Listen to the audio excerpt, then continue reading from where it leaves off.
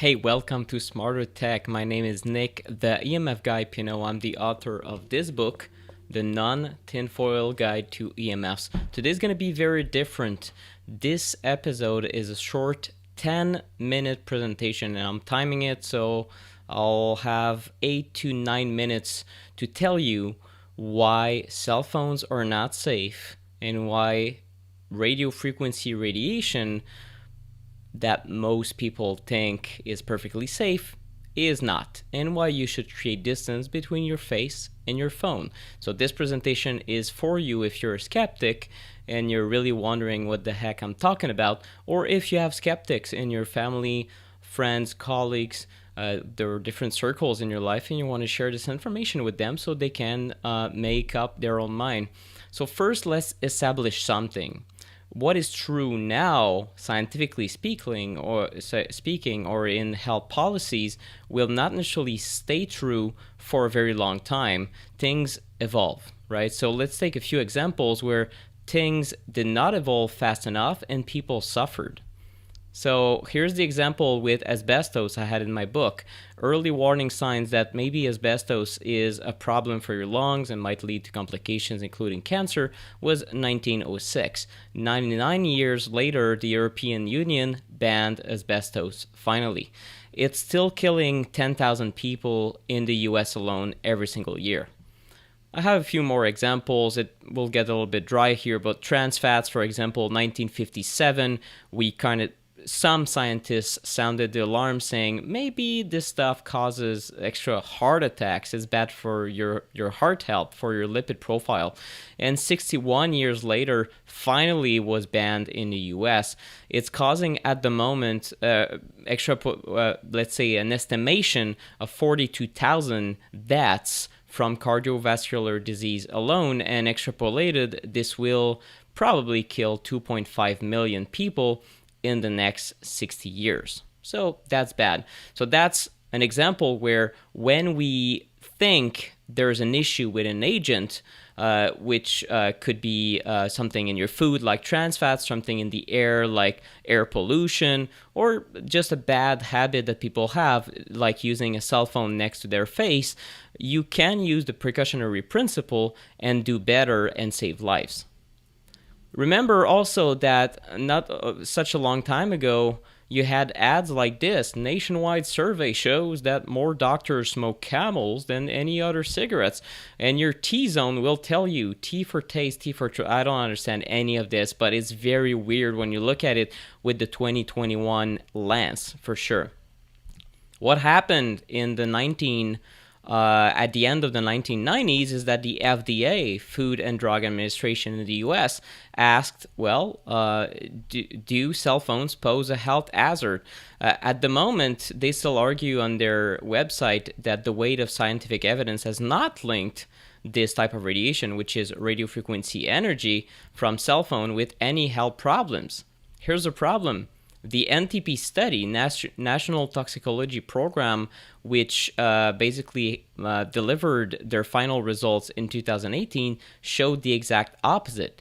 The FDA mandated the NTP to study this stuff. They wanted to know in rats and mice, does cell phone radiation, and let's say the human equivalent of talking 30 minutes per day for 36 years, does it cause extra tumors? And they said, couldn't get clearer than that. Clear evidence of cancer. So that's pretty much the story here.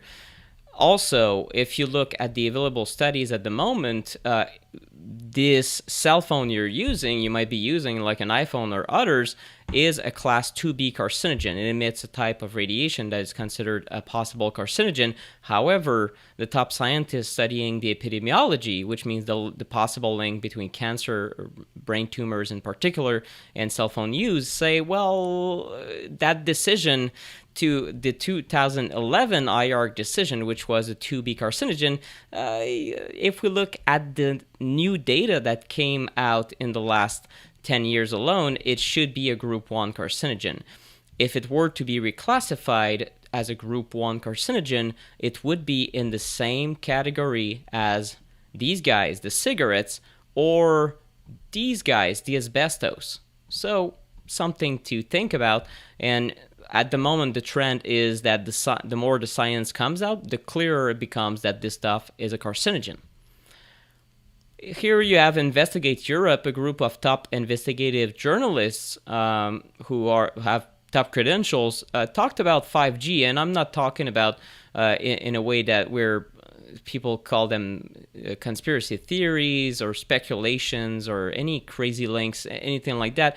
I hate these words anyway, but the story is that a very relatively mainstream group of investigative journalists look at the question of 5G, and they said, you know what, the biggest problem is that we don't know what this stuff will do to us, but what we do know is that there's industry funding and that it will influence the outcomes of study. In other words, the more funded by industry certain studies are, the more likely they are to show that there's no link between cell phones and ill health effects. So we have cancer as a reason why you shouldn't use your phone right next to your face.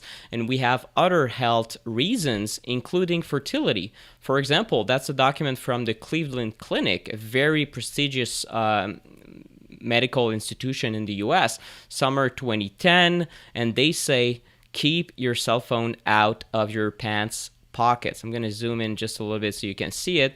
And they say, well, why is it? The radio frequency electromagnetic waves emitted by cell phones may increase oxidative stress and decrease sperm motility, contributing to decreased fertility. So if you're a man, decreased fertility. Women, there's also indications it might be the case. So just to err on the safe side, why not do that, since at the moment it's clear that there might be problem around this type of radiation, and that in the future we might regret these choices if we don't take action now.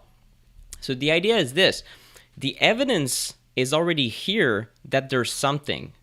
Could be a carcinogen, probably is a carcinogen, especially if you use a phone right next to your face day in, day out. Very bad idea. You should create distance between your phone and any body part. So in your pocket, it's not good enough. Yes, it's not close to your face, but now it's close to your groin area. So if you care about your fertility, your hormone production, normal health, you should probably err on the safe side and create distance between these machines and your body. Also, consider that these devices are tested for a maximum of 30 minutes, and most users use them for hours and hours every day. So overall, if you want to reduce your exposure to these devices by preferring wired solutions, such as an Ethernet cable for your computer, that's also highly recommended. And I did not have a timer, so so hopefully this presentation is short enough, but the evidence is there, and I'm going to link everything I talked about, IARC decisions, the science studies, and you can look it up for yourself. The message is not to become dogmatic and to hide in a cave, never use technology again. And that was, I think, the gist of the message I've been trying to share for the last 4 to 5 years in my professional work as an advocate for safe technologies. But it is to adopt the precautionary principle and minimize your use of these devices and minimize how much you rely on wireless. There are countless solutions. Most of them require just a slight change of habits or new gadgets that are wired, and then you can continue going on the internet, doing your thing, and having fun, because I think the internet and our telecommunications also have brought a lot of great things to human society. However, there might be downsides. So if you ignore those downsides, I think it's just akin to putting your head in the sand at the moment, just like it happened with asbestos and cigarettes and DDT and so many other agents. So let's not forget history, and right now start being erring on the safer side. So I hope you liked this presentation. If you did, share it widely, and see you next time. Bye-bye.